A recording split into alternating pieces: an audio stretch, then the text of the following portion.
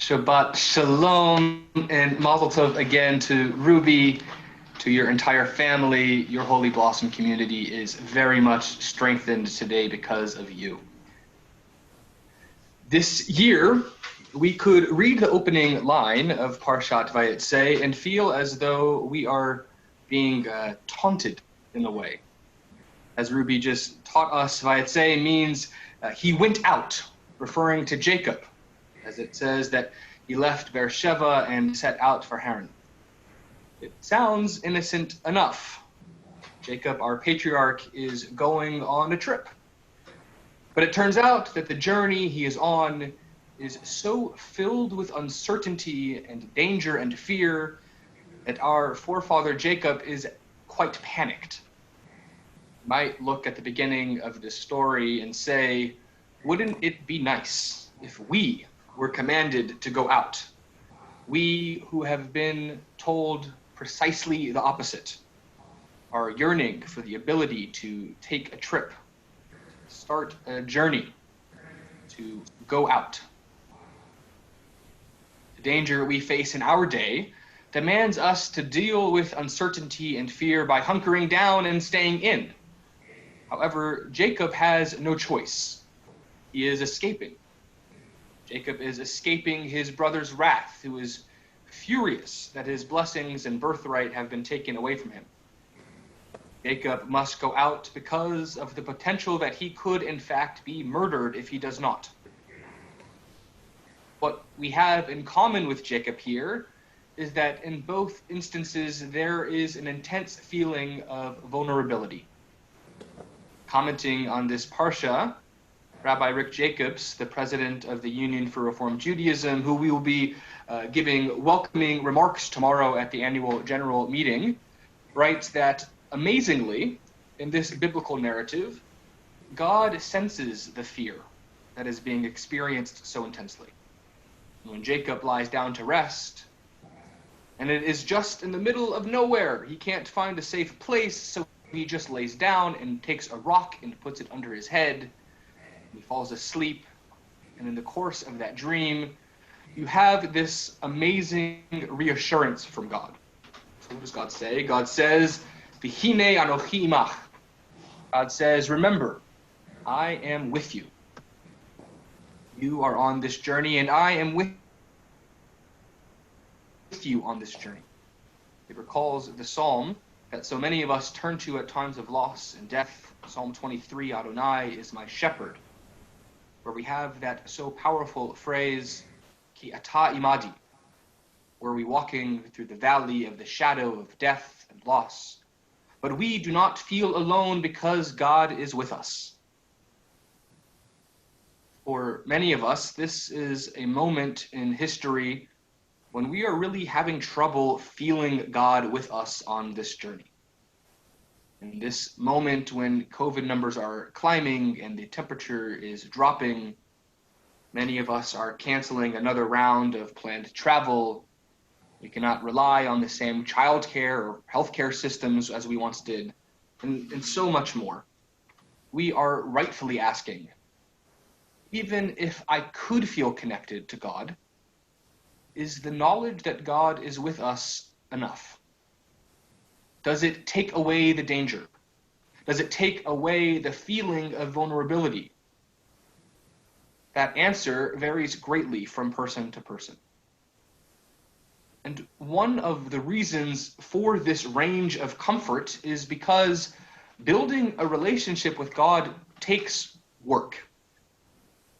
For most, the comfort found from God is not something that simply happens, but rather a sense of ease or solace that must be fostered through spiritual work. This is true for us, and in a way, this was true for Jacob as well. When we begin Parshat Vayetze, Jacob is far from being a moral exemplar of the Jewish people.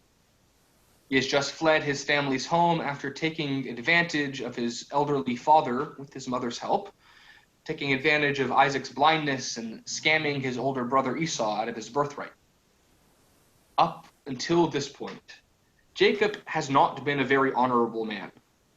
However, that largely changes in this week's Parsha.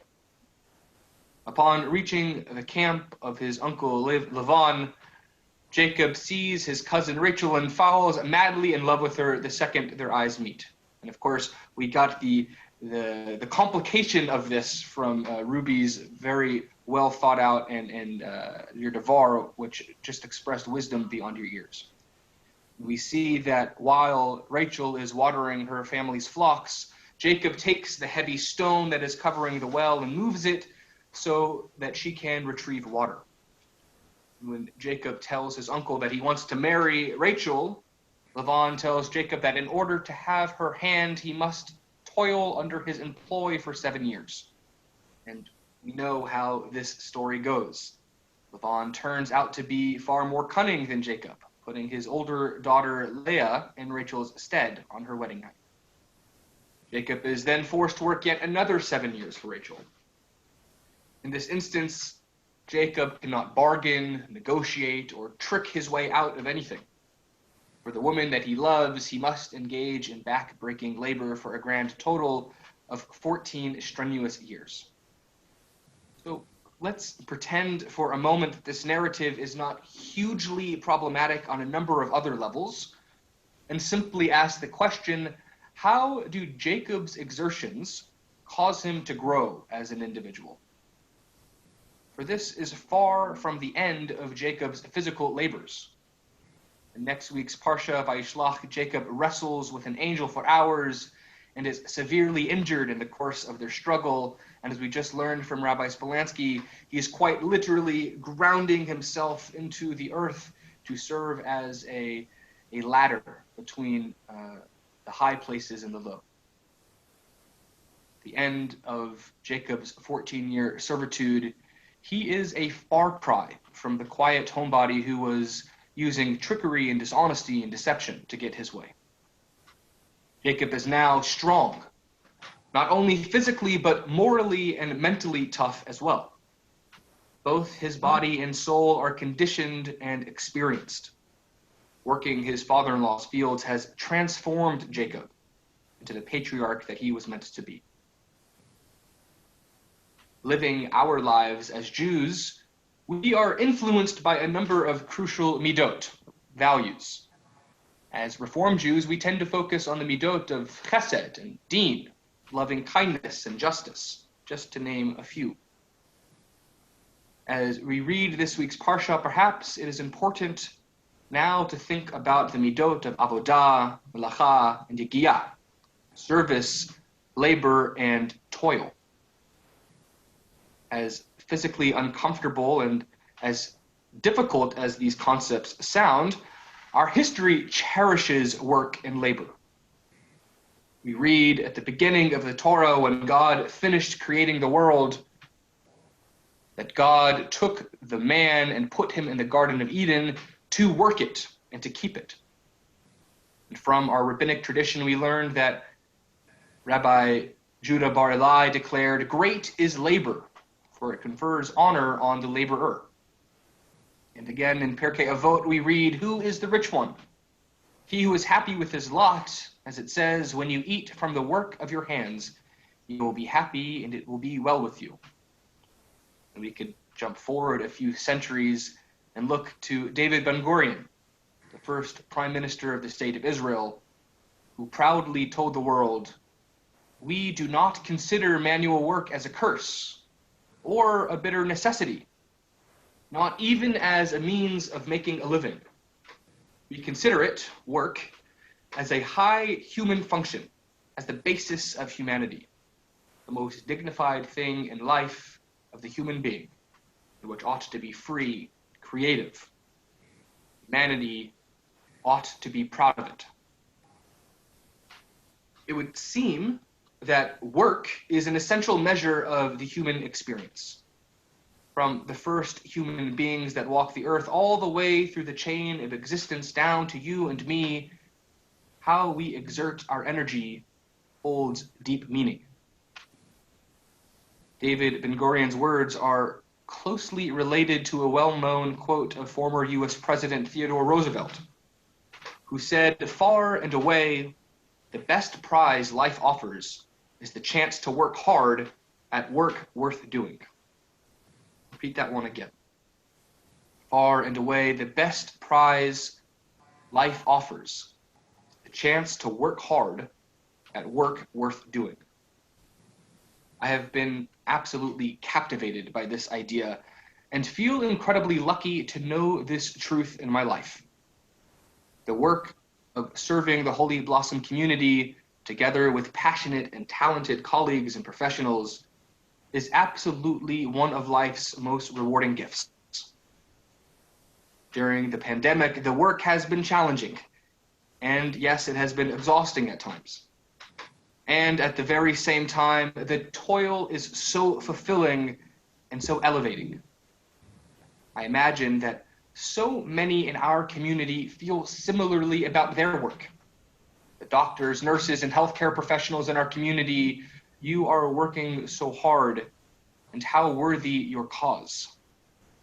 The teachers and educators, never before has your work been more challenging, and never before so appreciated and necessary. Our social workers and mental health professionals, the challenges you encounter on a day-to-day basis are unprecedented and extraordinary. Thank you for doing the holy work of helping people help themselves. This year, we hear the call of Vayetze. He went out with a bit of a different understanding.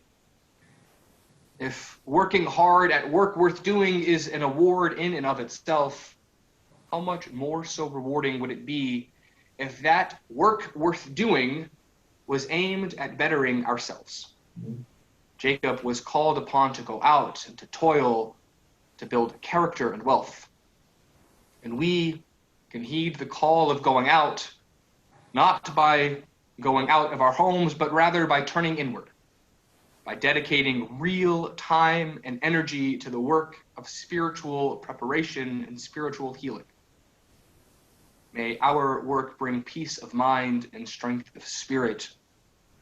May our work allow us to feel the comforting presence of God, even in the valley of deep darkness.